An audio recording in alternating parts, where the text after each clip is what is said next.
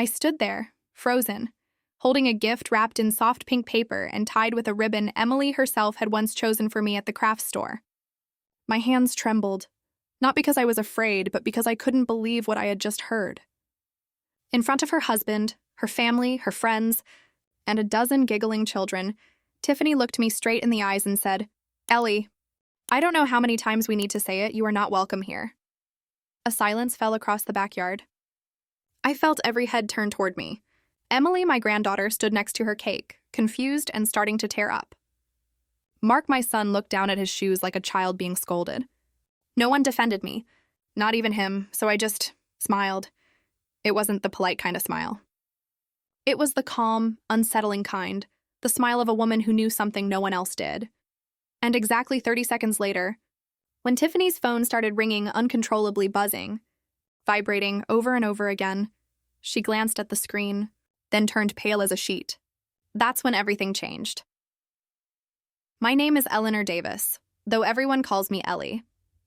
At 52, I've learned that life rarely gives you exactly what you plan for. I raised my son Mark entirely on my own after his father walked out when Mark was just 3 years old. No help, no shortcuts, no support. Just me, 3 jobs, and a small rental apartment on the east side of Sacramento. Mark was my entire world. Every scraped knee, every school project, every teenage heartbreak, we weathered it all together. I worked my fingers to the bone to make sure he never felt the absence of his father too keenly. Community college night classes, weekend shifts at the diner, and freelance bookkeeping from our kitchen table. That was my life for nearly 20 years. But I never complained, not once. Because when Mark graduated from college, the first in our family to do so, the pride that swelled in my chest made every sacrifice worthwhile. When he met Tiffany during his final year at Sacramento State, I was genuinely happy for him. She was beautiful, ambitious, and came from the kind of family that summered in Lake Tahoe and wintered in Palm Springs. The kind of family that would give Mark opportunities I could never provide. "Mom," he had said, eyes bright with that particular glow of new love, "she's amazing. You're going to love her." And I tried. God knows I tried. From the first dinner at her parents' sprawling Tudor home in East Sacramento, I could feel the judgment. Mrs. Cartwright's eyes flicked over my department store dress, lingering just a moment too long on the scuffed heels I'd polished frantically before. Arriving, Mr. Cartwright asked about my people, nodding, with thinly veiled disappointment when I explained that my parents had been working-class immigrants from Ireland. How authentic, Mrs. Cartwright had commented, the word hanging in the air like something vaguely distasteful. Tiffany had squeezed Mark's hand under the table. I pretended not to notice. After the wedding, a lavish affair to which I contributed what little savings I had, things changed slowly, almost imperceptibly at first. The Sunday dinners at my apartment became monthly, then quarterly, then when we can fit it in. Mark's calls grew shorter, more distracted. When Emily was born, I was allowed to visit at the hospital. But Tiffany's mother was the one who stayed at their house for 2 weeks afterward. "Mom, it's just that Caroline has more experience with newborns," Mark had explained awkwardly. "You understand, right?" I did understand. I understood perfectly. By Emily's 4th birthday, I had been relegated to the periphery of their lives, a Christmas and Thanksgiving guest, occasionally called upon for emergency babysitting when their regular nanny was unavailable. But Emily and I formed our own special bond during those precious moments. She would curl up beside me on the sofa, her small head nestled against my shoulder as I read her stories of brave princesses and clever children who outsmarted giants. "Grandma," she would whisper conspiratorially, "you tell the best stories." Those words sustained me through the growing coldness from Tiffany and Mark's increasing distance. Then came the call about Emily's 8th birthday party. It was a Tuesday evening in April, and I was just settling in with a cup of tea and the latest mystery novel from the library. "Ellie?" Tiffany's voice was strained. "We have a situation with Emily's birthday party. She never called me Mom or even Eleanor, always Ellie, as if reducing me to a nickname somehow made me less of a mother-in-law. Is everything okay?" I asked, immediately concerned. The venue we booked fell through, and we're scrambling to move everything to our backyard. But the deposit we already paid is non-refundable, and with the additional costs of tents and outdoor equipment. She paused. "Mark suggested I call you." "Ah, of course," Mark suggested. Tiffany would never have called me of her own volition. "How much do you need?" I asked simply. "4,000, she said quickly, as if afraid I'd hang up if she didn't get the number out fast enough. For the deposit we lost plus the new arrangements. It was almost my entire savings. The money I'd been putting aside for potential medical emergencies or necessary home repairs. But this was for Emily. "I'll transfer it tonight," I said without hesitation. "Great." Not, "Thank you." Not, "We appreciate it." Just, "Great." "I'll text you the details for the party. It's going to be princess-themed. Emily specifically asked for you to be there." That last part felt like a grudging admission, but it warmed my heart nonetheless. Emily had asked for me. The day of the party dawned bright and clear, a perfect Sacramento spring day. I spent the morning carefully wrapping Emily's gift, a handmade quilt I'd been working on for months, embroidered with scenes from all the stories we'd read together. I'd also tucked a small locket inside, silver with a tiny purple stone, her birthstone. Inside was a picture of the two of us, cheek to cheek, laughing at something long forgotten. I arrived at precisely 2 p.m., the time listed on the text Tiffany had sent.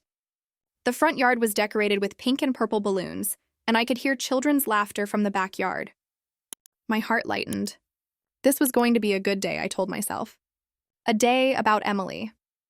I rang the doorbell, smoothing down my dress, a new one I'd splurged on specifically for this occasion. The door swung open to reveal Tiffany, perfect as always in a cream linen dress. Her blonde hair arranged in casual waves that had probably taken an hour to style. Her smile froze when she saw me. "Ellie. You're early." I checked my watch, confused. The invitation said 2 o'clock. "For the children," she said coldly. "Family was supposed to come at 3.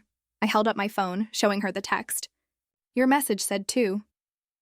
Something flickered across her face, annoyance. Guilt? I couldn't tell. "Well, we're still setting up. Maybe you could come back later?" She made no move to open the door wider. "I could help with the setup," I offered. "We have it under control." Her voice was firm. "Really, it would be better if you came back at 3. I stood there, uncertain, my gift hanging awkwardly from my hand. That's when I heard Emily's voice, bright and excited. "Is that Grandma?" "Grandma's here." She appeared behind Tiffany, dressed in a sparkling princess dress. A tiara perched on her dark curls she'd inherited from me, not from Tiffany's straight blonde hair or Mark's light brown waves. "Grandma," she squealed, pushing past her mother to throw her arms around my waist. "You came. Come see my cake. It has a castle on it." Tiffany's mouth tightened into a thin line, but with Emily pulling me by the hand, she had no choice but to step aside. And that's how I found myself in their backyard, surrounded by colorful decorations, table settings that had certainly cost a small fortune, and the judgmental stares of Tiffany's friends and family. I recognized some of them from the wedding and from the few social gatherings I'd been permitted to attend over the years. They regarded me with that particular blend of pity and discomfort reserved for the family member no one quite knows what to do with. Emily, oblivious to the tension, proudly showed me the elaborate 3-tiered cake with its fondant castle and tiny princess figurine on top. "That's me," she explained, pointing to the princess. "And look, Grandma, I made them put a little grandma figure in the garden." She pointed to a small figure I hadn't noticed, placed near the bottom tier. My heart swelled, even as I felt Tiffany's eyes boring into my back. That's when I saw Mark across the yard, deep in conversation with his father-in-law. He glanced over, noticed me, and for a moment, just a moment, I saw something like guilt flash across his face before he gave me a small, tight smile and a wave. He made no move to come greet me. The party continued, with Emily flitting between guests, showing off her dress and accepting birthday wishes with the gracious manners I knew she hadn't learned from the Cartwrights. I stayed at the periphery, nursing a cup of punch, smiling when spoken to, but otherwise trying to remain unobtrusive. I should have known the peace wouldn't last. As the party progressed, I found myself gravitating toward a quiet corner of the yard, watching Emily in her element among friends. She was radiant, laughing, dancing, every inch the birthday princess she deserved to be. I caught her eye occasionally, and she would beam at me, sometimes rushing over to report on some exciting development before whirling back to her friends. These brief moments were enough. They had to be. "It's time for cake," Tiffany announced, her voice carrying across the yard with practiced authority. The children squealed in delight, rushing toward the elaborate dessert table. Parents drifted in the same direction, phones at the ready to capture the moment. I moved forward too, wanting to see Emily's face when everyone sang to her. That's when I felt a hand on my arm, the grip just a little too tight to be friendly. Ellie. Tiffany's voice was low, her perfect smile firmly in place for anyone who might be watching. I think you should wait here. Excuse me? I blinked, certain I had misheard. The circle around the cake is getting crowded. We need to make sure the children can all see. Her eyes flicked to my gift, which I'd been carrying the entire time, waiting for the appropriate moment to present it. You can leave that on the gift table. Tiffany, I said carefully. I'd like to be there when Emily blows out her candles. Her smile tightened. I'm sure you would. But Mark and I need to be beside her, and his parents are already in position, and with Caroline handling the camera. She trailed off, but the message was clear. There was no place for me in this family tableau. I felt something crack inside me, a hairline fracture in the foundation of patience and understanding I'd been building for years. But I swallowed it down. This was Emily's day. I understand, I said, though I didn't. Not really. Grandma!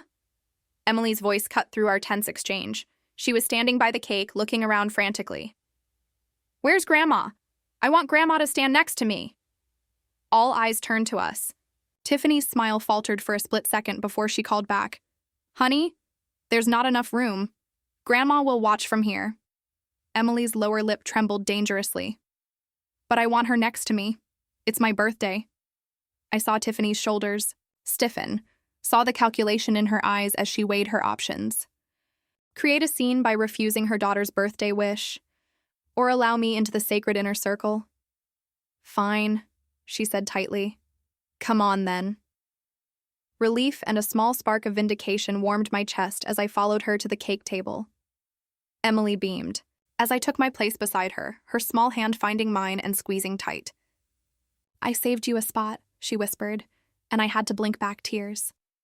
The singing began, and for a few golden moments, everything was perfect. Emily's face illuminated by 8 flickering candles, the genuine joy in her eyes as she looked around at all the people gathered to celebrate her. The warm pressure of her hand in mine. Then came the moment for presents.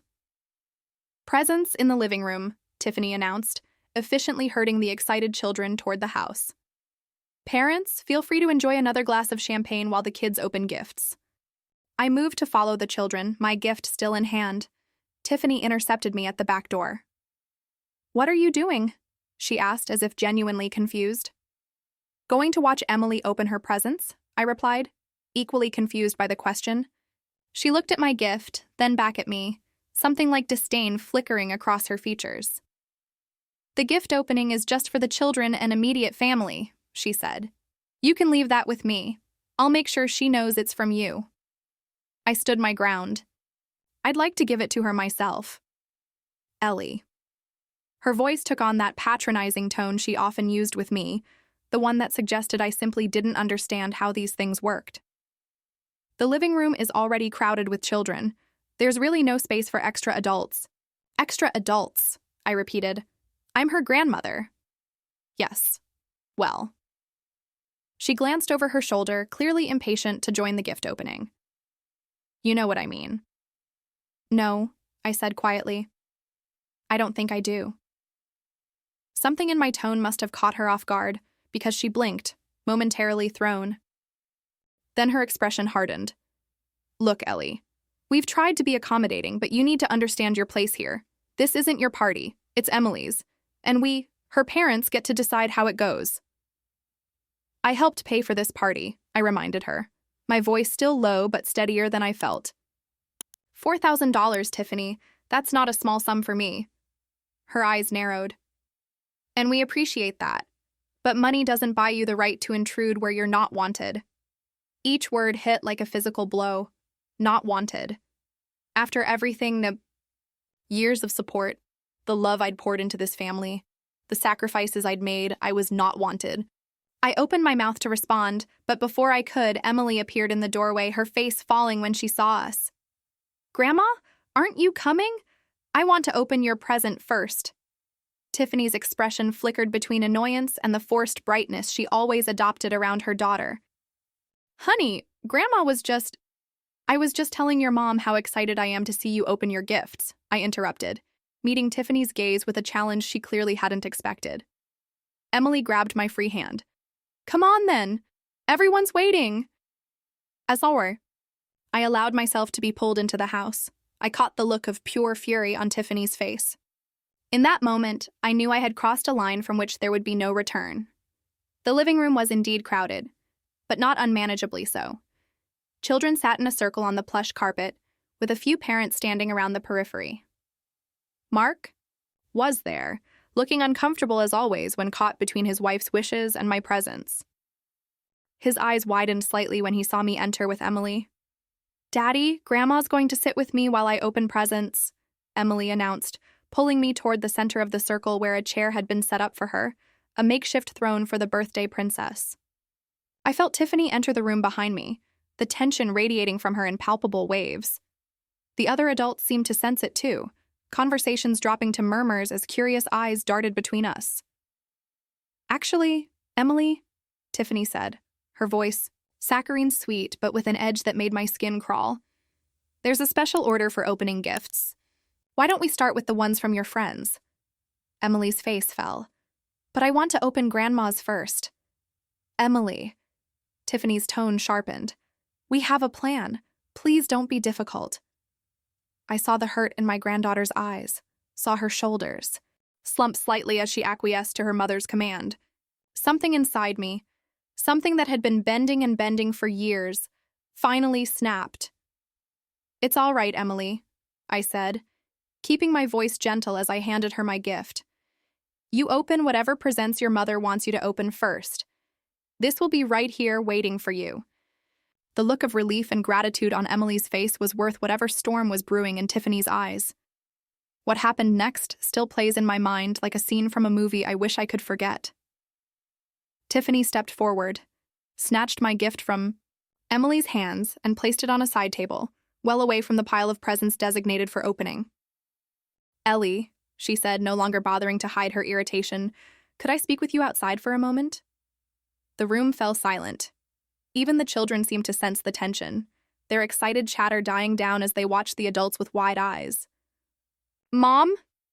Mark finally spoke up, his voice uncertain. Maybe we should just…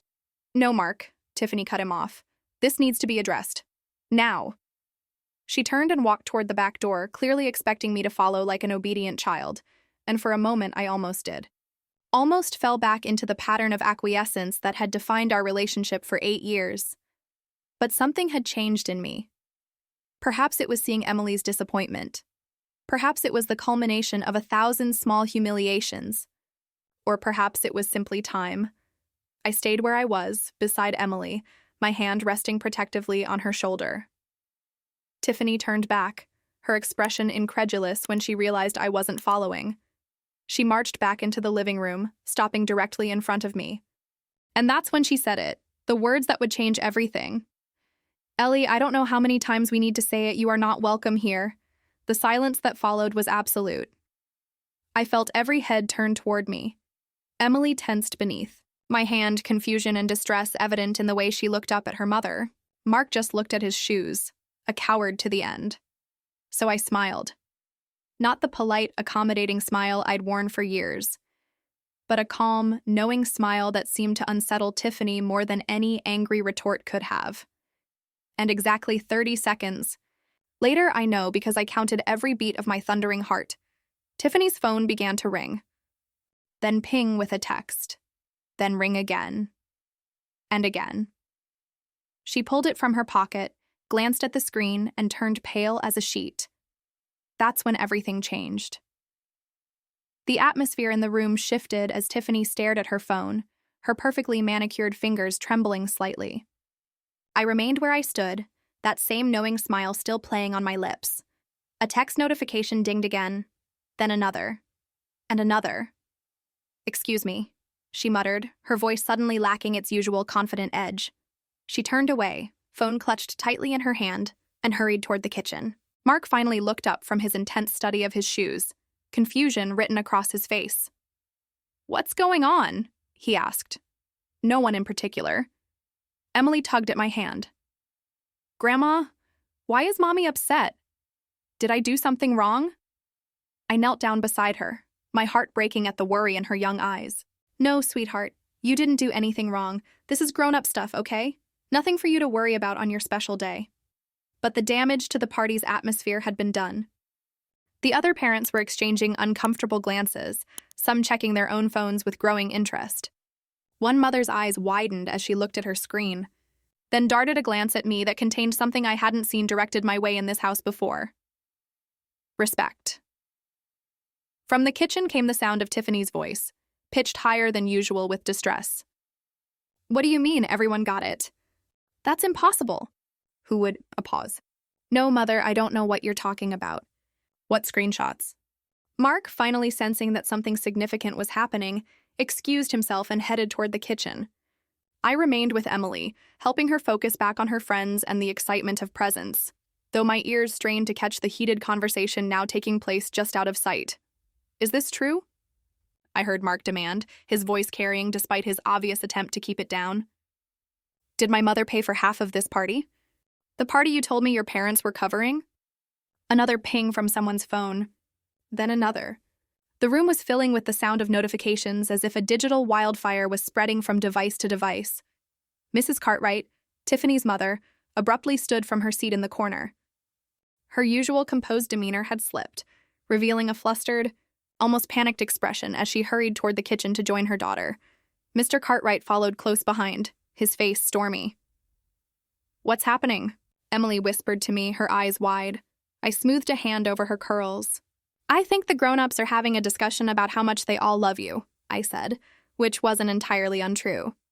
This was at its core, about Emily, about who got to claim the role of loving her, supporting her, being part of her life. The living room had become awkwardly quiet, with parents attempting to maintain the pretense of normalcy for the children's sake, while obviously straining to hear the escalating argument in the kitchen. I caught fragments. Tiffany's defensive, "You don't understand." Mark's incredulous, 8 years, Tiffany. 8 years of lies. And Mrs. Cartwright's imperious, "This is hardly the time or place." Then the back door slammed. A moment later, Tiffany reappeared in the living room, her carefully constructed facade cracking around the edges. Her makeup was still perfect, her hair still artfully arranged, but something in her eyes had changed. She looked cornered, she scanned the room, noting the way conversations died as she entered, seeing the judging eyes of her social circle, the same people she'd so carefully cultivated relationships with over the years, the same people she'd subtly encouraged to view me as an embarrassing relic from Mark's less polished past. Her gaze finally landed on me, still kneeling beside Emily.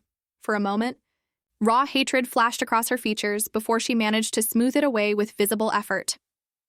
"Everyone," she announced, her voice only slightly strained, "we're going to move forward with the present opening now. Emily, darling, come sit in your special chair." Emily looked uncertainly between her mother and me. I gave her an encouraging nod and a gentle push toward the chair. This was still her day, and I wouldn't be the one to ruin it. As the present opening ceremony began, with Tiffany directing the proceedings with brittle brightness, I felt my phone vibrate in my pocket. I slipped it out discreetly to find a text from Michael, my lawyer. All messages delivered as arranged. "Call me when you can." A small, satisfied warmth spread through my chest. Not vindictive pleasure. I took no joy in the distress on Tiffany's face or the confusion on Mark's, but there was a certain rightness to the truth finally coming to light. A balance being restored. The present opening continued, each child handing their gift to Emily with the solemn importance only children can invest in such rituals.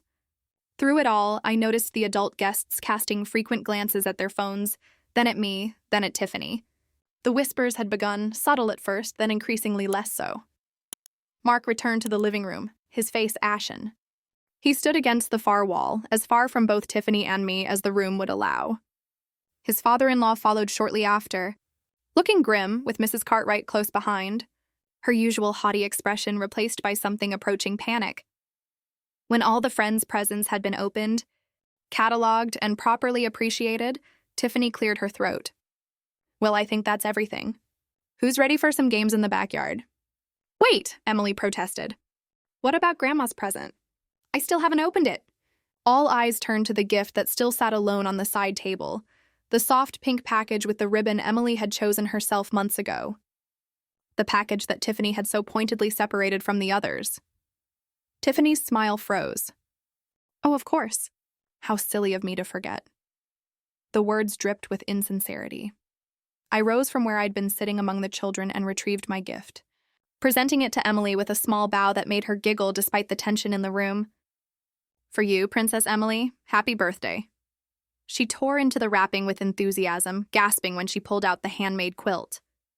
It has all our stories on it, she exclaimed, running her fingers over the embroidered scenes. The princess who saved herself, the clever fox who outsmarted the hunter, the grandmother and granddaughter who planted a garden together. Mom, look! It's the 3 little pigs and Cinderella and oh! She had found the small velvet box nestled within the folds of the quilt. Opening it, she pulled out the silver locket, her eyes wide with wonder. It's beautiful, she breathed, immediately handing it to me so I could fasten it around her neck. What's inside? Open it and see, I encouraged. She did, her smile widening when she saw the photo. It's us. She threw her arms around my neck, nearly knocking me over with the force of her embrace. Thank you, Grandma. It's the best present ever. Over her shoulder, I caught Tiffany's expression, a mixture of fury and something else. Fear, perhaps? The recognition that despite all her efforts, the bond between Emily and me remained unbroken. The party transitioned to outdoor games after that, the children's energy helping to dispel some of the lingering tension. I stayed, moving to the periphery once more, content to watch Emily enjoy her special day. Several of the parents approached me, introducing themselves with a warmth that had been noticeably absent before. Eleanor, I'm Jennifer, Zoe's mom, one woman said, extending her hand. I just wanted to say how lovely your gift was. Did you make the quilt yourself? I did, I confirmed, surprised by the genuine interest. It's exquisite work, she said, then hesitated. I also wanted to say, well, I've always thought Emily was lucky to have you. She talks about you all the time during playdates at our house. I blinked back unexpected tears. Thank you for telling me that. Similar encounters followed parents who had previously given me a wide berth now sought me out, their manner distinctly more respectful than it had ever been before. I wasn't naive enough to think this was solely about recognizing my worth as Emily's grandmother. Whatever had been in those messages, those screenshots that had caused Tiffany's phone to explode with notifications, had clearly shifted the social dynamics significantly. As the party began to wind down, parents collecting tired but happy children, I noticed Mark standing alone by the fence, watching the proceedings with a hollow expression. Against my better judgment, I approached him. Mark, I said quietly. He turned to me, and the look in his eyes, a mixture of shame, confusion, and dawning realization nearly broke my heart all over again. Mom, he began, his voice rough. I don't understand what's happening. Tiffany's parents are saying, and these messages everyone's getting. The truth, I said simply. That's what's happening, Mark. The truth is finally coming out. He ran a hand through his hair, a gesture so familiar it made my chest ache. He'd done the same thing as a frustrated teenager, trying to work through a difficult math problem at our kitchen table. But why now? Why like this? He asked, genuine confusion in his voice. I looked across the yard to where Emily was twirling in her princess dress, the silver locket catching the late afternoon sun. Because some things are worth fighting for, I answered, and some things have been hidden for far too long. Before he could respond, Tiffany appeared at his side, her hand gripping his arm with visible tension. Your mother was just leaving, she informed him, not bothering to address me directly. I smiled that same calm smile that had unnerved her earlier. Actually, I promised Emily I'd help her try out her new art supplies before I go, the ones from her friend Zoe. That won't be necessary, Tiffany said, her voice tight. We have a lot to discuss as a family. Yes, I agreed, meeting her gaze steadily. I believe we do. What did you do? Tiffany hissed, her composure finally cracking completely now that most of the guests had departed. We stood in the kitchen, Tiffany, Mark, Mrs. Cartwright, and myself, while Mr. Cartwright entertained Emily and her 2 remaining friends in the backyard. I took a sip from the water glass I'd poured myself, taking my time before answering. I simply shared some information that was long overdue to be shared. Information? Mrs. Cartwright's voice was brittle with outrage. You call sending everyone at this party our private financial arrangements information? Mark looked between us, confusion still evident on his face. Will someone please tell me what exactly was in those messages? I set my glass down carefully. Screenshots, Mark. Screenshots of bank transfers. Of legal documents. Of conversations between Tiffany and myself that she apparently never shared with you. She's exaggerating, Tiffany cut in quickly. It was just about the party deposit, a temporary loan that we were planning to pay back. $4,000, I said quietly. For a deposit on a venue that mysteriously fell through at the last minute. A venue that, as far as I can tell from the lack of any paperwork or receipt in those screenshots, never actually existed. Mark's eyes widened as understanding dawned. You told me your parents were covering the party, he said to Tiffany. You said they insisted on it as Emily's grandparents. Mrs. Cartwright shifted uncomfortably. Well, we did contribute the food, dear. Those organic cupcakes weren't inexpensive. But that's not all, is it? I continued, my voice steady despite the storm of emotions inside me. There was also the car lease I co-signed 2 years ago. The one Tiffany told you was a special deal through her father's business connections. Mark turned to his wife, disbelief written across his features. Is that true? Tiffany's face flushed. You were between jobs, Mark. What was I supposed to do? Tell all my friends my husband couldn't even afford a decent car? The hurt that flashed across Mark's face made my heart ache for my son, even as I recognized the patterns that had been there all along.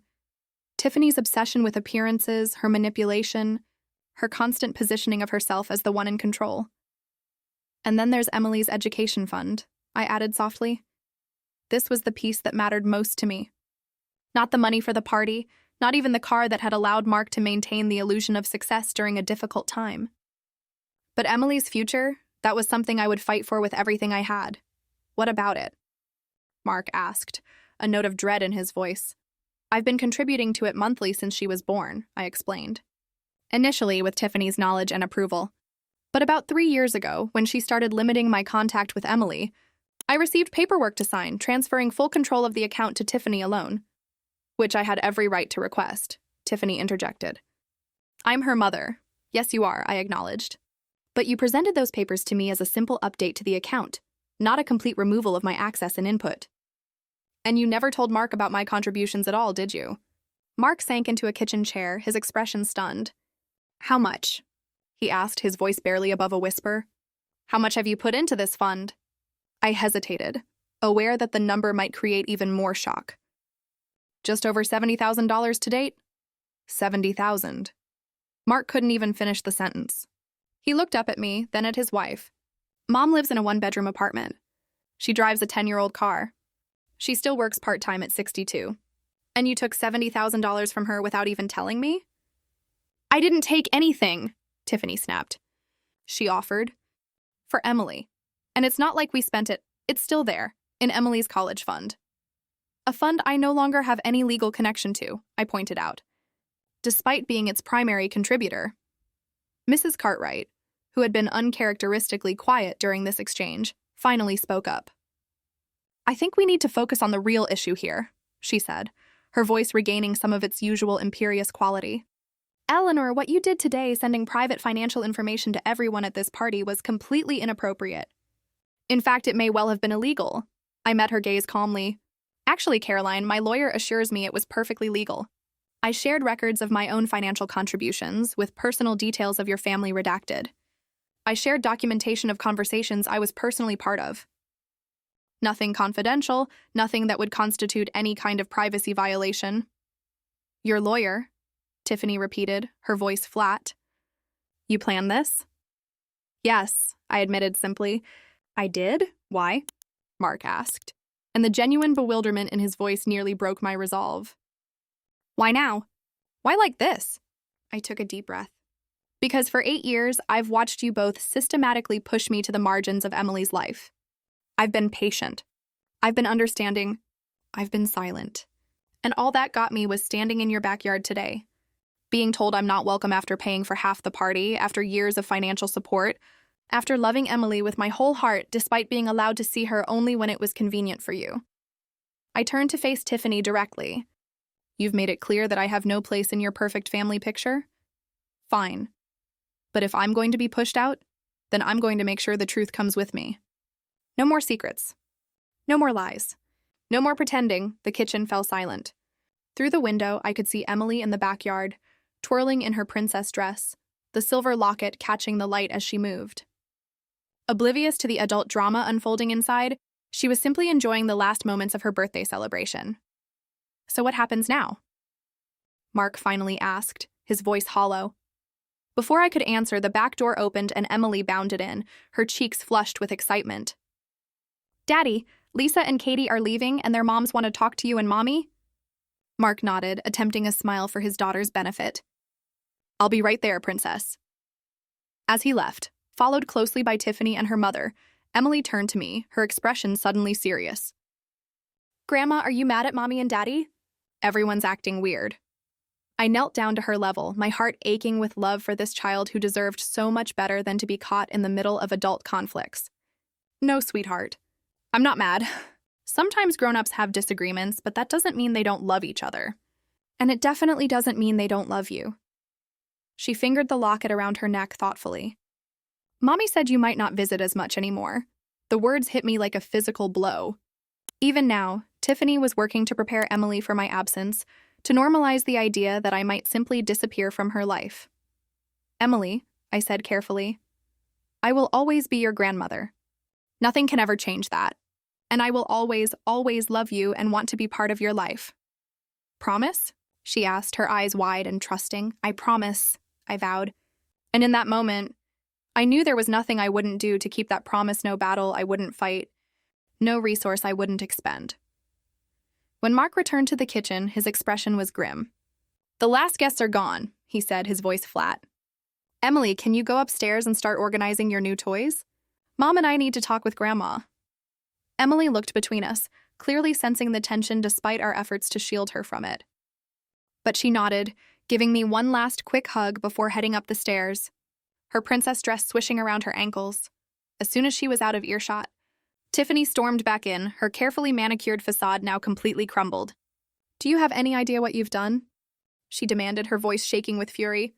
Jennifer Wilson just told me she's reconsidering whether Emily is still invited to Zoe's lake house this summer. Caroline Peterson asked if we were having financial difficulties that she should know about before planning the charity gala committee.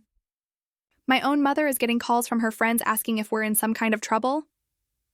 I'm sorry that the truth is inconvenient for your social standing, I replied, keeping my voice level. The truth? She practically spat the word. The truth is that you've been trying to buy your way into our lives for years. The truth is that you can't stand that Mark has moved beyond his humble beginnings. The truth is that you're jealous of what we've built, and if you can't have the role you want, you'd rather burn it all down. Mark looked between us, conflict written across his features. This was the moment, I realized. The moment he would have to choose between the comfortable lies he'd been living with and the uncomfortable truth now laid bare. Mom, he began, his voice strained. What you did today. It wasn't right. The disappointment that flooded through me was so acute it felt like physical pain. Even now, faced with irrefutable evidence of years of deception, he was choosing Tiffany's side. I see, I said quietly. No, you don't, he continued, running his hand through his hair again in that familiar gesture. It wasn't right because this shouldn't have been necessary. Because I should have known. I should have asked questions. I should have stood up for you years ago. Tiffany stared at him in shock. Mark, you can't be serious. She humiliated us in front of everyone we know. No, he said, turning to his wife with newfound resolve in his voice. You humiliated us by lying. By taking advantage of my mother's generosity and hiding it from me. By treating her like she was something to be ashamed of, when the truth is, I'm ashamed of myself for allowing it. The kitchen fell silent again. The only sound, the distant music still playing in the backyard, a cheerful princess soundtrack that seemed jarringly out of place amid the heavy emotions filling the room. We have a lot to figure out, Mark finally said, his voice steady but tired. About our finances, about our family, about how we move forward from here. I nodded, feeling suddenly exhausted myself. I should go, I said, reaching for my purse.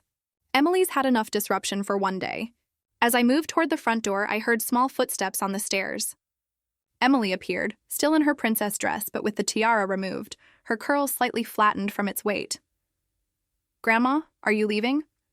she asked, a note of distress in her voice. I knelt down, opening my arms to her. "Yes, sweetheart. The party's over and it's getting late." She ran into my embrace, hugging me fiercely. "Will you come back tomorrow? You promised to show me how to make those special pancakes, remember?" I glanced up at Mark, a question in my eyes. He nodded, a small but significant gesture. "Yes," I told Emily, my heart lighter than it had been all day. "I'll be back tomorrow for pancakes." As I walked to my car, I knew that nothing had been truly resolved. There would be difficult conversations ahead, painful reckonings, perhaps even legal proceedings depending on how Tiffany chose to respond. But for the first time in years, I felt something that had been missing for too long. Hope. The truth was finally out, and whatever happened next, I would face it with the same quiet strength that had carried me through raising a child on my own, through years of patience and sacrifice, through the humiliation of this very day. Because some things are worth fighting for.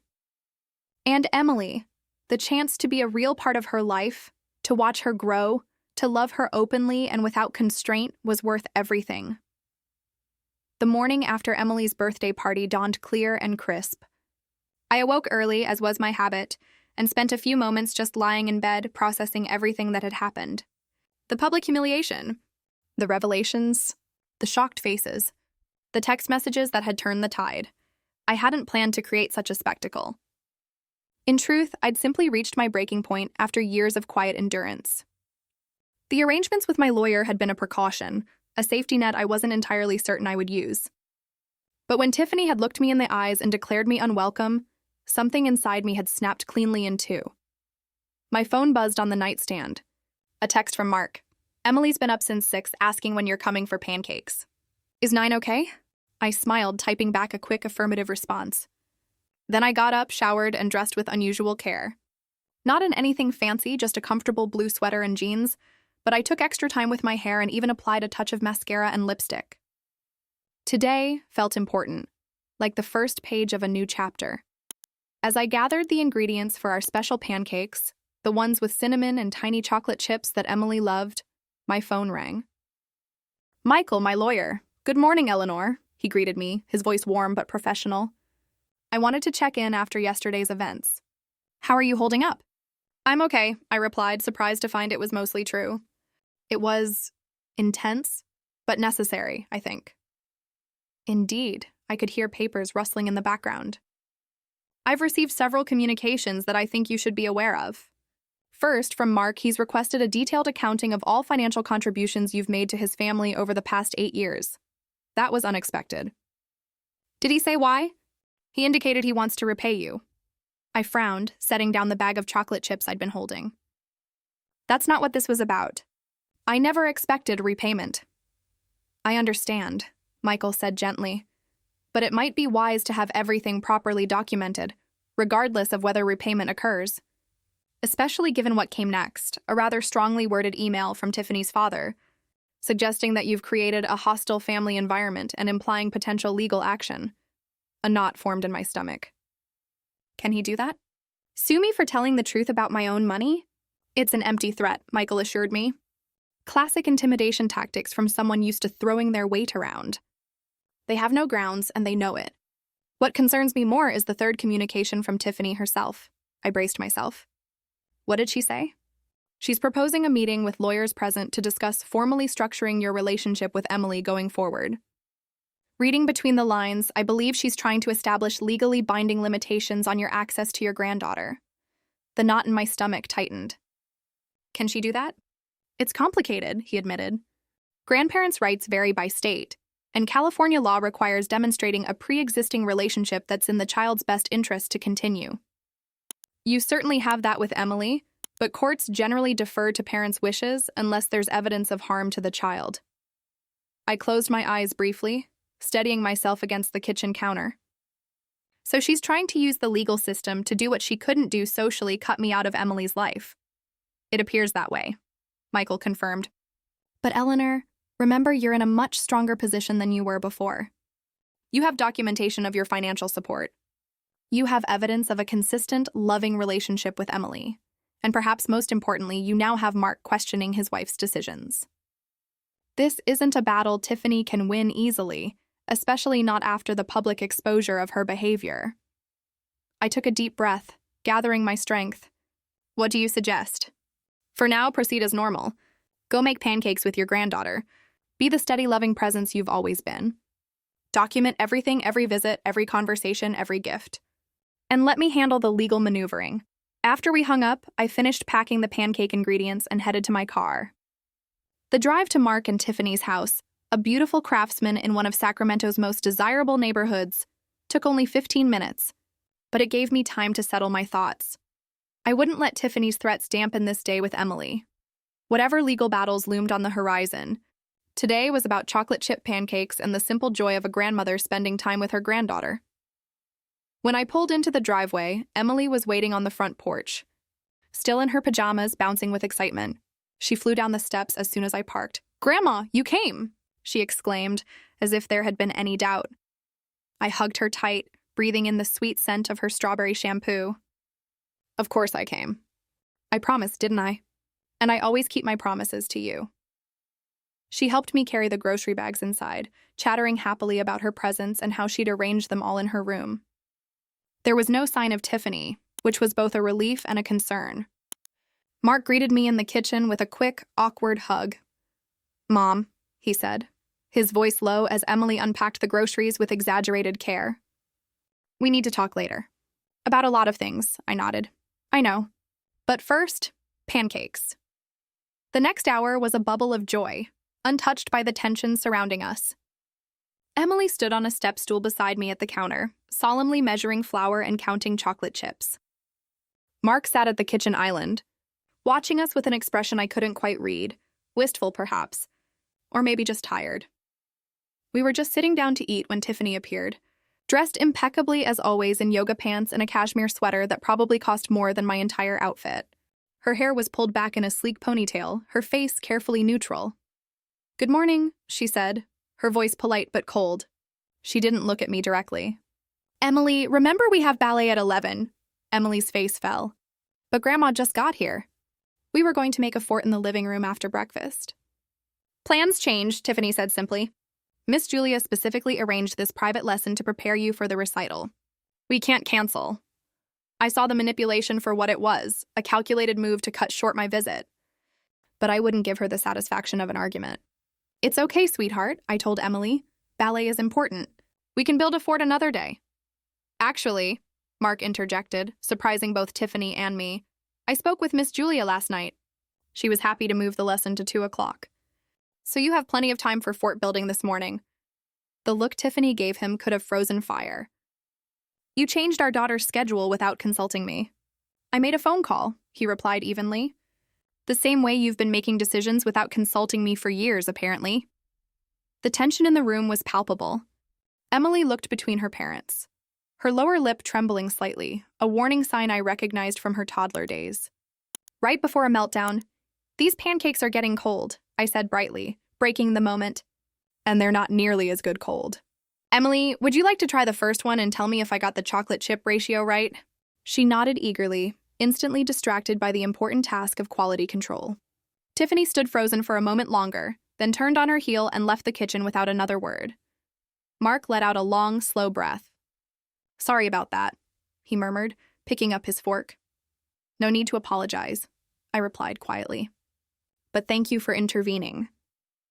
He met my eyes for the first time that morning, and I saw something there I hadn't seen in years, a spark of the sun I'd raised.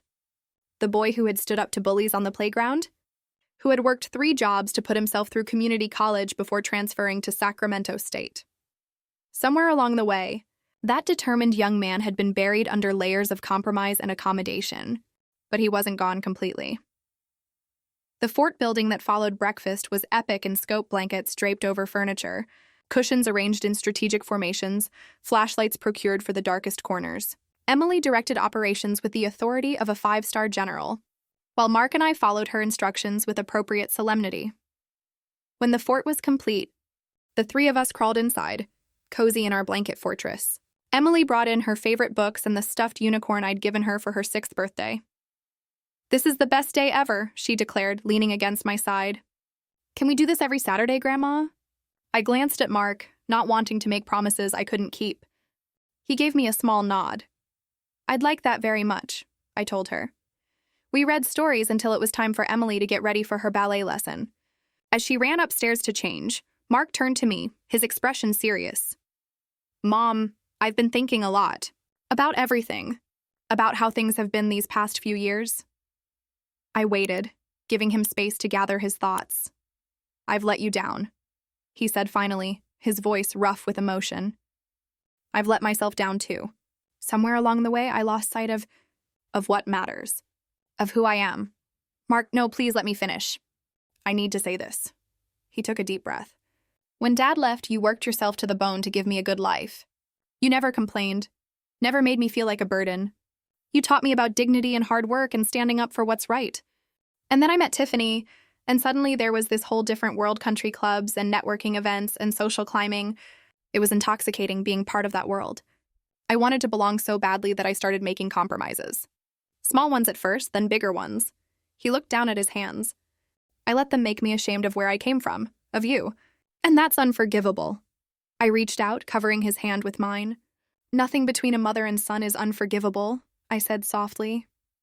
"But things do need to change." "They will," he promised. "They already are. I've made an appointment with a marriage counselor and a financial advisor. I need to understand exactly what's been happening with our money, all of it. And I need to figure out if this marriage can be saved. If it should be saved." The weight of his words hung in the air between us.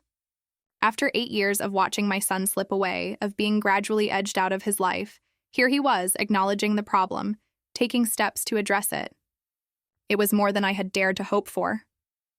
"Whatever happens," I told him, squeezing his hand, "I'm here. Not to judge, not to push, just to support you." "And Emily, always," he nodded, blinking rapidly. "I know, you always have been." He cleared his throat. "There's something else. Tiffany's lawyer contacted you, didn't they? About some kind of formal arrangement regarding Emily?" So he knew. "Yes," I confirmed. "Michael called me this morning." A flash of anger crossed his features. "She didn't even discuss it with me first. Just went straight to her father's lawyer." He shook his head. "Don't worry about it. I've made it clear that any legal action regarding Emily requires my consent as her father. And I do not consent to restricting your relationship with her in any way." Relief washed over me, but it was tempered by concern. "Mark, I don't want to be the cause of more conflict between you and Tiffany." "You're not," he said firmly. "The cause of the conflict is the way Tiffany and I have been living the secrets, the lies, the pretense. It's time for honesty, even if it's painful. That's the only way forward, whatever forward turns out to be." From upstairs came the sound of Emily calling for help with her ballet bun. Mark stood, giving my shoulder a gentle squeeze before heading up to assist his daughter. I remained in the blanket fort for a few moments longer, surrounded by the simple joy we had created together that morning. Whatever storms lay ahead, and I had no doubt there would be many, we had built something real here today. A foundation. A starting point. And for now, that was enough. 2 weeks after Emily's birthday party, life had settled into an uneasy new pattern. I saw Emily every Saturday morning for our pancake and fort ritual, and Mark had arranged for me to pick her up from school on Wednesdays for a few hours of quality time before dinner. Tiffany remained coldly civil during these handoffs, speaking to me only when absolutely necessary and never making eye contact. The social fallout from the party had been significant. Several of Tiffany's friends had distanced themselves, uncomfortable with the revelation that her carefully curated image of affluence had been partially subsidized by the mother-in-law she so clearly disdained. The charity committee she had chaired for 3 years suddenly had organizational restructuring, and she found herself without a leadership position for the upcoming gala. I took no pleasure in her social discomfort. That had never been my goal. I wanted only what I had now achieved, regular, meaningful time with my granddaughter, free from arbitrary cancellations and last-minute excuses. Mark and Tiffany were attending counseling twice weekly, though from Mark's guarded comments when we spoke privately, the sessions were tense and often unproductive. He had moved into the guest room and was spending long hours at work, avoiding the chilly atmosphere that now pervaded his home. It was on a quiet Wednesday afternoon, As Emily and I worked on a science project for her class, a diorama of the solar system, that my phone rang with an unfamiliar number. Hello? I answered, balancing the phone between my ear and shoulder as I helped Emily position tiny Mars in its orbit. Eleanor Davis? This is Caroline Cartwright. I nearly dropped the phone in surprise. In all the years Mark had been married to Tiffany, her mother had never once called me directly. Caroline, I acknowledged, keeping my voice neutral. This is unexpected. Yes, well. She cleared her throat. I was wondering if we might meet to discuss certain matters without the children present. By children, I knew she meant Mark and Tiffany, both adults in their 30s. But that was Caroline perpetually viewing her daughter as a child in need of maternal intervention. What matters specifically? I asked, wary of walking into an ambush. She sighed, a sound of aristocratic suffering. Eleanor, please. This would be better discussed in person. Are you free tomorrow? Say 2 o'clock at the Crocker Art Museum Cafe? The Crocker was a public place, neutral ground. And I had to admit, my curiosity was piqued. All right, I agreed. 2 o'clock. After hanging up, I returned my attention to Emily and our solar system, pushing thoughts of tomorrow's mysterious meeting aside. Whatever Caroline wanted, it could wait. This moment helping my granddaughter understand the vast wonders of space. Watching her eyes widen as she contemplated the enormity of the universe. This was what mattered. The next day, I arrived at the museum cafe 10 minutes early, choosing a table in the corner that afforded a view of both the entrance and the museum's sculpture garden beyond the windows. I ordered a simple black coffee and waited, my hands folded calmly on the table. Caroline arrived precisely at 2, not a minute earlier or later. She was impeccably dressed in a cream cashmere suit that probably cost more than 3 months of my rent, her silver blonde hair arranged in a sleek bob, pearls gleaming at her throat and ears. She spotted me immediately and approached with the measured grace of a woman who had spent decades moving through country club dining rooms and charity galas. Eleanor, she greeted me, extending her hand as if we were business associates, rather than women whose families had been intertwined for 8 years. Thank you for meeting me. I shook her hand briefly. Caroline. She settled into the chair across from me, ordering a sparkling water with lime from the hovering waiter, before turning her attention back to me. Her expression was difficult to read, not overtly hostile, but not friendly either. Calculating, perhaps? I'll come straight to the point, she said once the waiter had departed. This situation between our families has become untenable. I raised an eyebrow. Which situation specifically? There seem to be several, she waved a manicured hand dismissively. All of it. The tension, the legal posturing, the damage to Tiffany's social standing. It's affecting Emily, which I'm sure neither of us wants. No, I agreed. We don't. Emily's well-being is my primary concern, as it is mine. She sipped her water, leaving a perfect crescent of pale pink lipstick on the glass. Which is why I've come with a proposition. I waited, saying nothing, knowing from years of negotiating with difficult landlords and employers that silence often revealed more than questions. My husband and I would like to offer you a settlement, Caroline continued. Her voice lowered slightly, though there was no one near enough to overhear. A generous one. In exchange for your agreement to certain parameters regarding your involvement in Emily's life. So that was it. They were trying to buy me off where legal threats had failed. What kind of parameters? I asked, keeping my voice level. Reasonable ones, she assured me, with a smile that didn't reach her eyes. Supervised visits, perhaps once a month. Advance approval of any gifts. No overnight stays. That sort of thing. Each word was like a knife twisted deeper. Once a month. Supervised. No overnight visits with the granddaughter I'd been building blanket forts with just days ago. And the settlement amount? I inquired, more to gain time to compose myself than out of any real interest.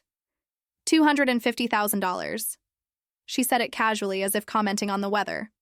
More than fair, considering the circumstances.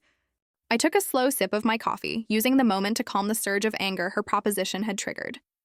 When I felt sufficiently in control, I set the cup down carefully. Caroline, I said quietly, do you know what I did for a living before I retired? She blinked, clearly thrown by the apparent non sequitur. Something in bookkeeping, I believe? Close. I was a financial administrator for Sacramento County's Social Services Department. For 32 years, I managed budgets, tracked expenditures, and ensured that taxpayer money was being used appropriately to help people in need. I leaned forward slightly. In that role, I learned a lot about what money can and cannot buy. It can buy comfort, convenience, opportunity, but it cannot buy love, respect, or the right to erase someone from a child's life. Caroline's expression hardened. We're not trying to erase you. We're simply establishing appropriate boundaries. Boundaries determined entirely by you, with no input from me or, more importantly, from Emily. I shook my head. That's not a boundary, Caroline. It's a cage, and I won't agree to be caged no matter how gilded you make the bars. Don't be dramatic, she scoffed. This is a generous offer, far more than you would receive through any legal challenge. This isn't about money, I said firmly. It never has been. This is about my relationship with my granddaughter, a relationship that is precious to both of us and that no court would sever without compelling reason. Courts can be unpredictable, Caroline countered, her tone sharpening. And legal battles can be exhausting, expensive, and very, very public. Do you really want to put Emily through that? To make her witness her family being torn apart in the media and the courtroom? The threat was clear, and it hit its mark. The thought of Emily being exposed to a bitter legal battle made my stomach churn. But I would not be intimidated. I don't want that, I acknowledged. But neither will I accept being reduced to a monthly visitor in my granddaughter's life. So here's my counterproposal. We continue as we are now. I see Emily regularly without supervision. I remain a meaningful presence in her life. And in return, I don't pursue legal action to formalize my visitation rights or to reclaim the financial contributions I've made over the years. Caroline's perfectly shaped eyebrows rose. You would give up any claim to the money? The money was never a loan, I reminded her. It was a gift to Mark, to Emily. I don't want it back. What I want is to be treated with respect and to maintain my relationship with my granddaughter. She studied me for a long moment, as if seeing me clearly for the first time. You're serious, completely. And if Tiffany refuses these terms? I met her gaze steadily. Then I will have no choice but to pursue more formal arrangements. My lawyer has already prepared the paperwork for a grandparent visitation petition, should it become necessary. And while I have no desire for a public battle, I'm not afraid of one either. Caroline took another sip of her water, clearly recalculating. You've changed, she observed. You used to be so accommodating. I'm still the same person, I corrected her. I'm just no longer willing to be treated as less than I am. Emily's grandmother, Mark's mother, a woman who deserves basic respect. She nodded slowly, her expression unreadable. I'll convey your counter-proposal to Tiffany and William. Thank you. I reached for my purse, preparing to leave. One more thing, Caroline. Emily's birthday gift, the quilt and the locket. Tiffany tried to take them away after I left that day. Mark told me. She claimed they were inappropriate. Caroline had the grace to look slightly uncomfortable. Tiffany can be protective. The quilt has stories from books Emily and I have read together. The locket has a photo of us. There's nothing inappropriate about either. If Tiffany attempts to interfere with my gifts to Emily again, or to limit my communication with her in any way, our current arrangement will be off the table. Is that clear? She nodded stiffly. Perfectly. I stood, leaving enough cash on the table to cover both our drinks. It was interesting speaking with you, Caroline. I hope we won't need to have this conversation again. As I walked away, I felt lighter somehow, as if I had finally set down a heavy burden I'd been carrying for years, the burden of trying to be acceptable to people who would never truly accept me. I was done contorting myself to fit into their narrow definition of what a grandmother should be. From now on, I would simply be myself, Emily's loving, dedicated grandmother who would fight for her place in her grandchild's life, whether the Cartwrights liked it or not. Summer arrived in Sacramento with its characteristic intensity. Hot, dry days that shimmered with heat by mid-morning. 3 months had passed since my confrontation with Caroline at the museum cafe, and much had changed in that time. Mark had moved out of the guest room and into an apartment downtown, taking the difficult but necessary step of separating from Tiffany while they worked through their issues in counseling. The separation wasn't acrimonious exactly, but it wasn't friendly either. They had established a careful co-parenting schedule for Emily, who spent weekdays with her mother and weekends with her father, and I had become a fixed presence in Emily's life again. Our Saturday morning pancake tradition had expanded to include Friday night dinners when she stayed with Mark, and Wednesday afternoon outings when she was with Tiffany. The latter had been the hardest to establish. Tiffany had initially forgotten several times, leaving Emily and me waiting in vain. But after Mark intervened, making it clear that interfering with my time with Emily would have consequences for their custody arrangement, the forgetfulness miraculously ceased.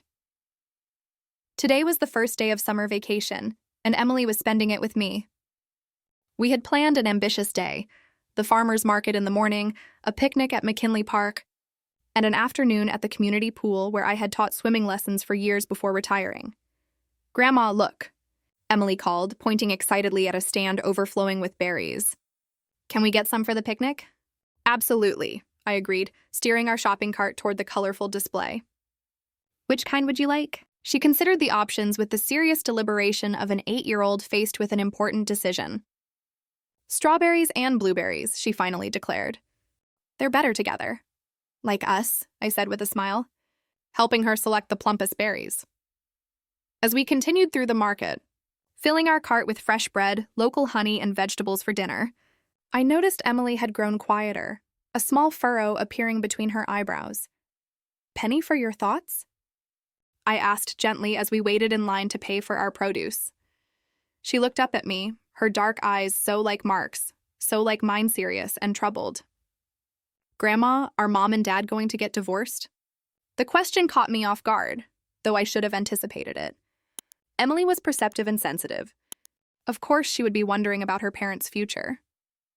"I don't know, sweetheart," I answered honestly, kneeling down to her level despite the protest from my aging knees. "That's something they're trying to figure out right now. But I do know 2 things for certain. They both love you very much, and that will never change no matter what happens." She nodded slowly, absorbing this. "Mom cries sometimes when she thinks I'm asleep. And Dad looks sad all the time, even when he's smiling. My heart ached for her, for the burden of awareness that children in troubled families carry. It's a difficult time for them," I acknowledged. "But you know what? It's okay for you to focus on being a kid. You don't have to fix their problems or make them feel better. That's not your job." "What is my job?" she asked, genuinely curious. I smiled, tucking a wayward curl behind her ear. "To learn and grow and play. To be kind to others and to yourself. And to remember that you are deeply loved no matter what." She considered this, then nodded solemnly. "I can do that. I know you can. You're the strongest girl I know." Her face brightened at the compliment, the worried furrow smoothing away. "Can we get ice cream too?" "For the picnic?" "Ice cream might melt before lunch," I pointed out. "But maybe we could stop for some on the way home this afternoon?" "Deal." She grinned, the momentary cloud passing as quickly as it had appeared. We finished our shopping and headed to McKinley Park, spreading our blanket beneath the shade of a sprawling oak. As Emily arranged our picnic with meticulous care, I found myself marveling at her resilience.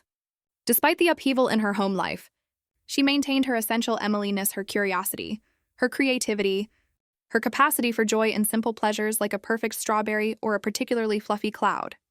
After lunch, we walked to the community pool, where several of my former colleagues greeted me warmly.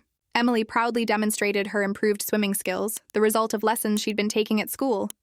"Watch, Grandma! I can do a handstand underwater now." I applauded as she executed a somewhat wobbly but enthusiastic handstand, her legs kicking above the surface for a few seconds before she tumbled back with a splash and a giggle.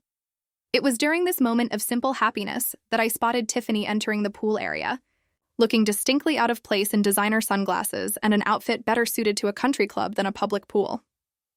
Her eyes scanned the crowd until they locked on Emily, then briefly flicked to me before she began making her way around the perimeter of the pool. Emily hadn't noticed her yet, too busy attempting another handstand. I straightened, suddenly alert. Tiffany wasn't scheduled to pick up Emily until tomorrow morning. Her appearance now, unannounced, set off warning bells in my mind.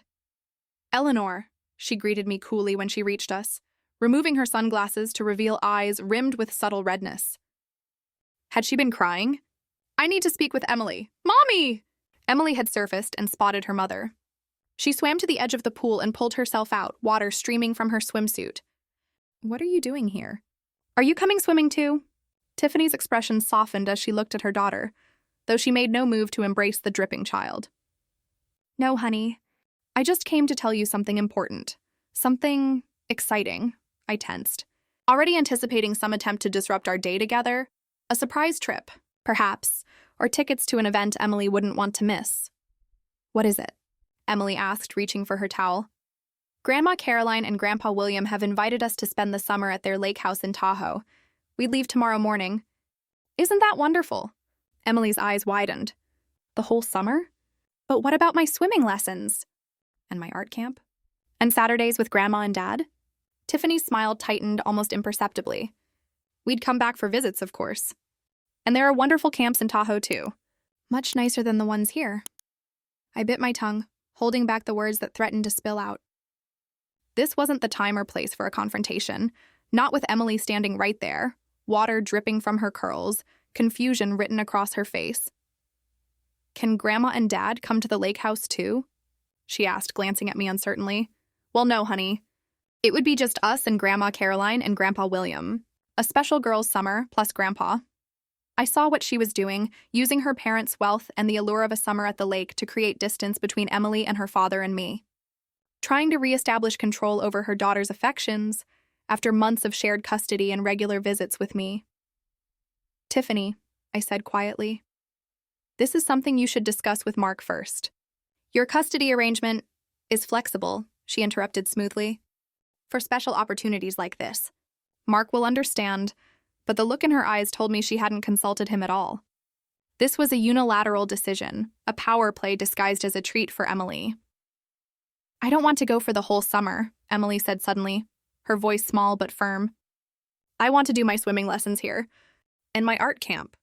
And I want to see Dad and Grandma. Tiffany's smile faltered. Emily, don't be difficult. This is a wonderful opportunity.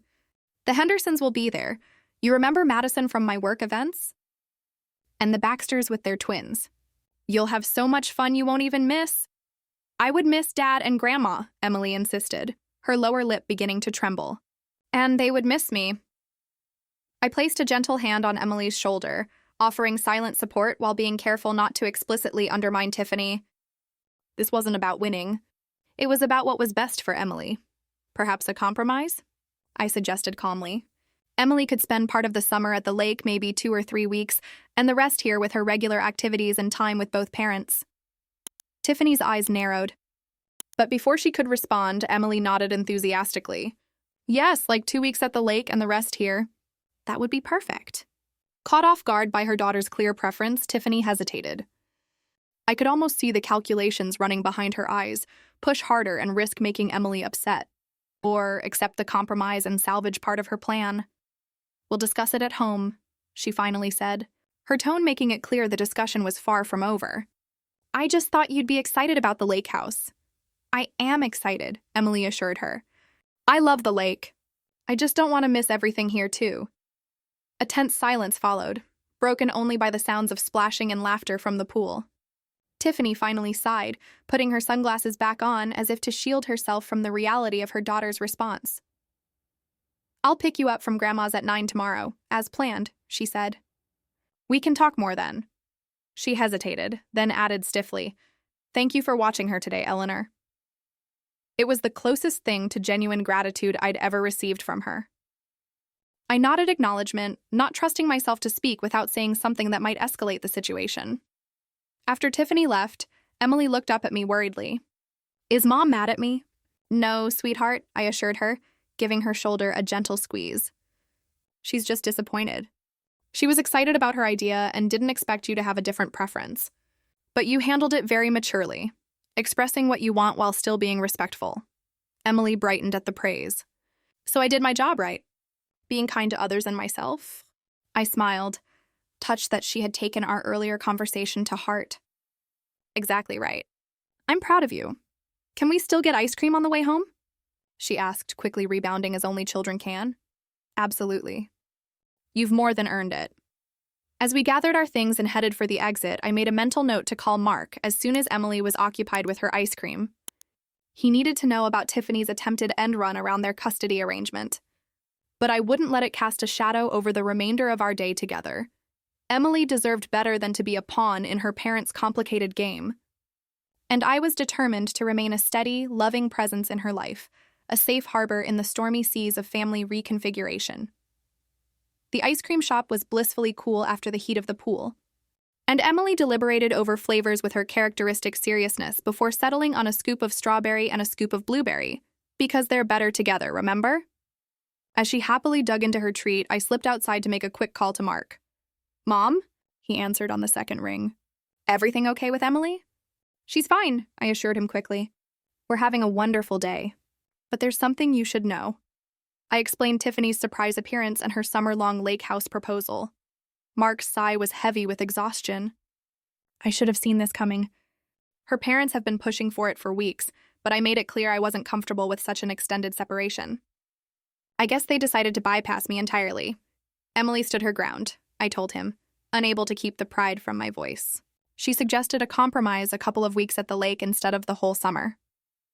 "That's my girl," he said, and I could hear the smile in his voice. Always the diplomat, just like her grandmother. The comparison warmed my heart. "She's a remarkable child, Mark. You and Tiffany have done a lot of things right, whatever other issues you may have." "Thanks, Mom." His voice softened. "For everything. For being there for her. For being there for me too, even when I didn't deserve it." "You're my son," I said simply. That never changed, even during the worst times. After we hung up, I rejoined Emily inside where she was putting the finishing touches on her ice cream. A ring of pink and blue around her smiling mouth. "Is Dad okay?" she asked perceptively. "He's fine," I assured her. "Just checking in," she nodded, accepting this. "Grandma," she said after a thoughtful pause, "even if Mom and Dad get divorced, we'll still be a family, right? Just a different kind?" "Exactly right," I confirmed, once again struck by her emotional intelligence. "Families come in all shapes and sizes. The important thing is that they're built on love and respect." "And pancakes on Saturdays," she added solemnly. I laughed, reaching across the table to wipe a spot of ice cream from her cheek. "Yes, and pancakes on Saturdays. Always." As we walked back to my apartment hand in hand, I reflected on the journey of the past few months. The public humiliation at Emily's birthday party had been painful, but necessary, a catalyst for change that had ultimately led to greater honesty, stronger boundaries, and a more authentic relationship with my son and granddaughter. The road ahead wouldn't be smooth. Tiffany's lake house maneuver was likely just the first of many attempts to reassert control. Mark and Tiffany's marriage might or might not survive the current separation. There would be more difficult conversations, more negotiations, more moments of tension. But for now, in this moment, walking down a tree-lined Sacramento street with my granddaughter's small hand in mine, her voice chattering happily about swimming and ice cream and cloud shapes, I felt something I hadn't fully experienced in years: peace. Not the peace of perfect circumstances, but the deeper peace that comes from standing in your truth and fighting for what matters most. Some battles were worth fighting, and some victories, like the simple joy of an ordinary summer day with my extraordinary granddaughter, were sweeter than I could have ever imagined. 1 year to the day after Emily's fateful 8th birthday party, I stood in my kitchen frosting a cake. Not an elaborate professional creation like the one that had graced that tension-filled celebration, but a simple homemade chocolate cake with vanilla buttercream, Emily's favorite. So much had changed in that year. Mark and Tiffany had finalized their divorce 3 months ago, after counseling revealed irreconcilable differences in their values and visions for the future. The proceedings had been surprisingly civilized, thanks in large part to a skilled mediator who helped them focus on Emily's well-being above all else.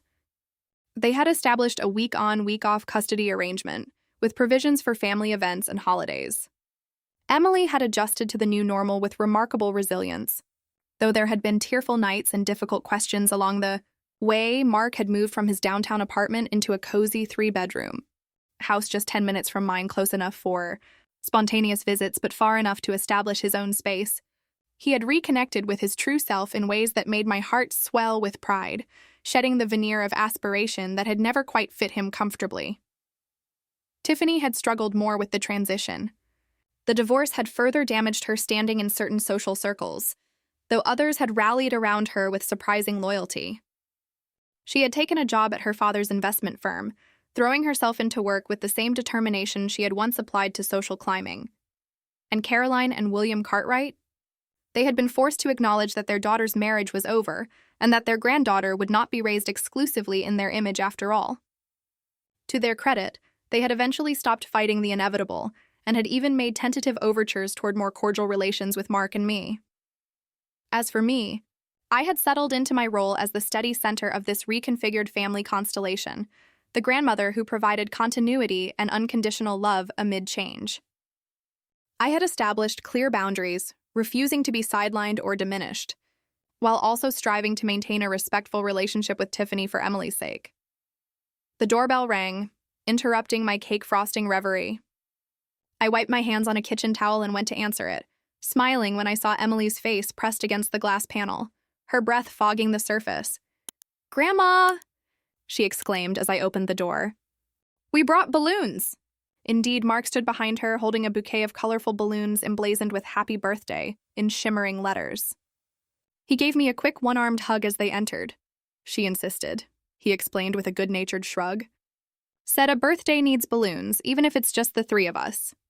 "The four of us," Emily corrected, setting down her backpack. "Mom's coming later, remember?" After her meeting, Mark and I exchanged glances. This would be the first time the four of us had gathered for a family event since the divorce. Tiffany had suggested it herself, much to our surprise, saying it was important for Emily to see that they could still celebrate together as a family, even if a different kind of family than before. "That's right," Mark acknowledged. "Mom's coming around 6. Emily nodded, satisfied, then turned to me with excited eyes. "Can I see the cake?" "Of course," I said, leading her to the kitchen, though it's still a work in progress. She examined my efforts critically, head tilted to one side. "It looks delicious. Can I help with the sprinkles?" "I would be honored," I told her solemnly, handing her a small container of rainbow sprinkles. As she carefully decorated the cake's perimeter, tongue caught between her teeth in concentration, I marveled at how much she had grown in the past year. Not just physically, though, she was definitely taller, her baby roundness giving way to the leaner look of pre-adolescence, but emotionally too. She navigated her new family structure with remarkable grace, accepting the changes while holding firm to the relationships that mattered most to her. "There," she declared finally, stepping back to admire her handiwork. "Perfect. It certainly is," I agreed. "Just like the birthday girl," she grinned, a chocolate smudge on her cheek from where she'd swiped a bit of frosting. "I'm not perfect, Grandma. Nobody is." "That's what Dr. Sarah says." Dr. Sarah was the child psychologist she had been seeing to help process the divorce, a wise, gentle woman who had become an important part of Emily's support system. "Dr. Sarah is very smart," I acknowledged. "But you're perfect at being Emily, and that's what counts." She considered this, then nodded acceptance of the amended compliment. "Can we play Scrabble before Mom gets here?" "Dad always lets me win. I do not," Mark protested from the living room where he was arranging the balloons. "You're just freakishly good at words for a 9-year-old. Emily giggled, the sound like music to my ears. "Please, Grandma. I promise to beat you fair and square." "How can I refuse such a generous offer?" I laughed, retrieving the game from my hall closet.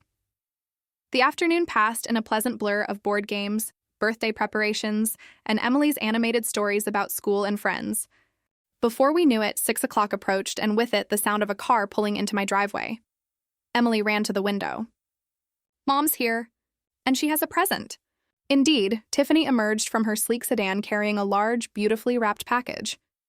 She looked different than she had a year ago, still impeccably dressed, but somehow lighter, less rigid. The divorce had been difficult, but there was a newfound authenticity to her that suggested she, too, was finding her way back to herself. Mark opened the door before she could knock, greeting her with the careful politeness they had established in their post-marriage interactions. "Hey, Tiff, come on in. Daddy, Mom brought me a big present," Emily announced unnecessarily, bouncing on her toes with excitement. Tiffany smiled, setting the package down to hug her daughter. "Happy birthday, sweetie." "It's not that big." "It's bigger than me," Emily countered, eyes wide with anticipation. "Well, let's save it for after cake," Tiffany suggested, straightening up to greet me.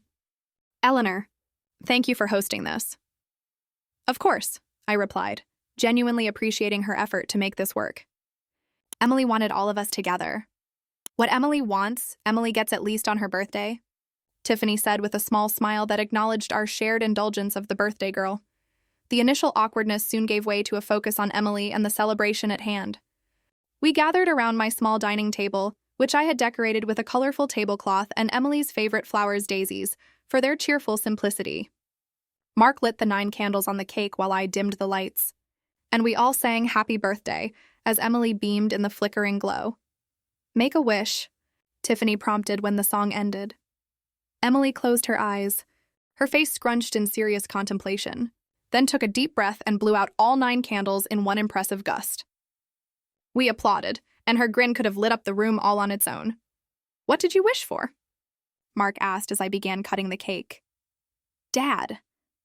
Emily rolled her eyes with the exaggerated patience of children explaining things to clueless adults. I can't tell you or it won't come true. Everyone knows that. My mistake, he said solemnly, though I caught the wink he directed at me.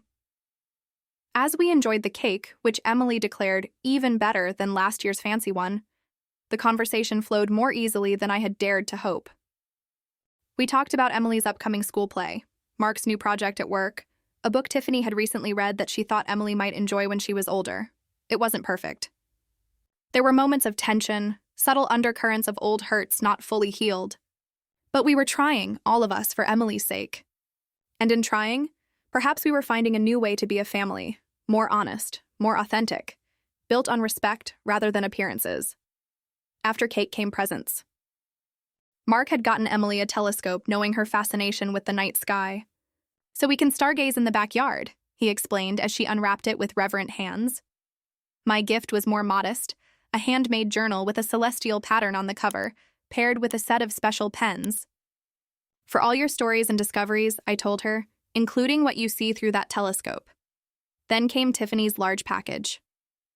Emily tore into it with enthusiasm, gasping when she revealed what was inside. A dollhouse, but not just any dollhouse. It was a replica of my apartment building, complete with tiny furniture arranged to match my actual apartment. Mom, it looks just like Grandma's place, Emily exclaimed, examining the miniature rooms with wonder. Look, there's even a tiny bookshelf with books and a kitchen with a cake on the counter. I had it custom made, Tiffany explained, watching her daughter's delight with evident satisfaction. I know how much you love spending time at Grandma's, so I thought you might like to have a version at home too. I was speechless. Of all the gifts Tiffany could have chosen, she had picked one that not only acknowledged but celebrated Emily's relationship with me. It was a gesture of acceptance I had never expected. Thank you, I said quietly when I could find my voice. It's extraordinary. Tiffany met my eyes briefly, a flicker of understanding passing between us. You're welcome. Emily spent the next half hour arranging and rearranging the dollhouse, pointing out all the details the craftsman had included, the quilt on the bed that matched the one I had made her, the tiny locket hanging from a miniature jewelry stand, even a microscopic version of our solar system diorama on a shelf. This is the best birthday ever, she declared finally, looking around at the 3 of us with such love and contentment that my heart felt too full for my chest. Later, as the evening wound down, I found myself alone in the kitchen with Tiffany. She was helping me pack leftover cake into containers, something the old Tiffany would never have done. Considering kitchen cleanup beneath her. Emily seems happy, she observed, carefully securing the lid on a plastic container. She does, I agreed. You've all been doing a wonderful job helping her adjust to the changes. Tiffany was quiet for a moment, her hands stilling on the container. I owe you an apology, Eleanor, she said finally, her voice low. For a lot of things, but especially for how I treated you at last year's birthday party. I hadn't expected this. Not now. Not ever. Thank you, I said simply. That means a lot. I was lost, I think. Trying so hard to be someone I thought I should be that I couldn't see the damage I was doing. She looked up, meeting my eyes directly. The way I treated you is inexcusable, and I am truly sorry. The sincerity in her voice was unmistakable. Whatever journey she had been on this past year had led to genuine introspection and growth. I appreciate that, I told her. And for what it's worth, I'm sorry, too, for the public way things came to a head. I could have handled it differently, she shook her head. Maybe. But would I have listened? Sometimes it takes a public humiliation to see yourself clearly. A hint of her old wry smile appeared. Believe me, I've had plenty of time to think about it. We finished cleaning up in companionable silence. a newfound understanding between us that wasn't quite friendship, but was far from the hostility of the past. When it was time for them to leave, Emily insisted on one last look at all her presents before reluctantly allowing Mark to load the dollhouse and telescope into his car. She would be staying with him this week, with the new treasures taking pride of place in her room there. "Thank you for the best birthday, Grandma," she said, hugging me tightly. "I love you to Jupiter and back." "I love you to Saturn and back," I countered, our familiar exchange unchanged since she was 4. "I love you to Pluto and back," she declared triumphantly. "That's the farthest, so I win." "You always do," I laughed, dropping a kiss on the top of her head. As they drove away, Mark and Emily in one car, Tiffany in another, I stood on my porch waving until the taillights disappeared around the corner. Then I went back inside to my quiet apartment that now felt full of echoes of laughter and celebration. On the dining table, I noticed a small envelope that hadn't been there before. My name was written on it in Emily's careful handwriting. Inside was a card she had clearly made herself, decorated with stars and planets. It read, "Dear Grandma, thank you for teaching me how to be brave and kind at the same time. You are the best grandma in the whole galaxy. P.S. My birthday wish was for us to have pancakes every Saturday forever. Don't tell Dad or Mom I told you. Love, Emily," I smiled, tears pricking at the corners of my eyes. 1 year ago, I had stood in a backyard holding a gift wrapped in pink paper, hearing the words, "You are not welcome here," echo in my ears. Today, I held tangible proof of how completely things had changed, not through revenge or bitterness, but through standing firm in my truth and refusing to be erased from the life of the child I loved. I carefully placed the card on my refrigerator, securing it with a magnet shaped like Jupiter, a gift from Emily after a school field trip to the planetarium. There would be more challenges ahead, I knew. Family relationships are never static, never completely resolved.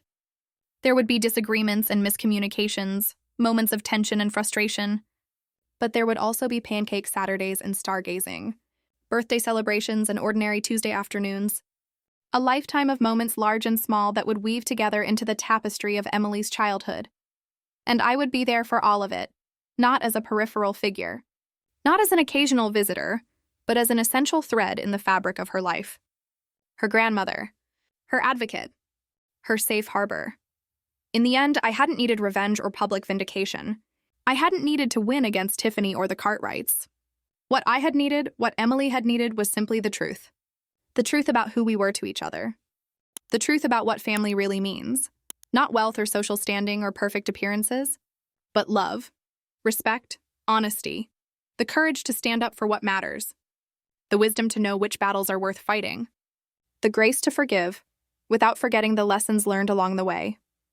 I glanced again at Emily's card, at her earnest declaration that I had taught her to be brave and kind at the same time. Perhaps that was the greatest victory of all, not what I had gained for myself, but what I had modeled for her. The knowledge that she could stand in her truth without cruelty, that she could demand respect without demonizing others, that she could be both strong and gentle as she navigated her own life's challenges. Outside, the first stars of evening were appearing in the darkening sky. Somewhere across town, Emily was probably already setting up her telescope with Mark, eager to explore the vastness above. And in that moment, I felt a peace settle over me, the deep, abiding peace of knowing that whatever twists and turns lay ahead on our family's path, we would face them together, with honesty and love as our compass. Some lessons are worth more than any inheritance. Some truths shine brighter than any social triumph. And some relationships, like the bond between a grandmother and her granddaughter, transcend all attempts to diminish or constrain them. In the quiet of my apartment, surrounded by the lingering evidence of celebration, a balloon that had escaped to the ceiling, a few stray sprinkles on the counter, the faint scent of chocolate cake still in the air, I smiled to myself. 1 year ago, I had stood silent while being told I wasn't welcome. Today, I knew beyond any doubt that I belonged exactly where I was, at the heart of a family redefined by truth, strengthened by challenge, and bound together by love that no one could ever take away.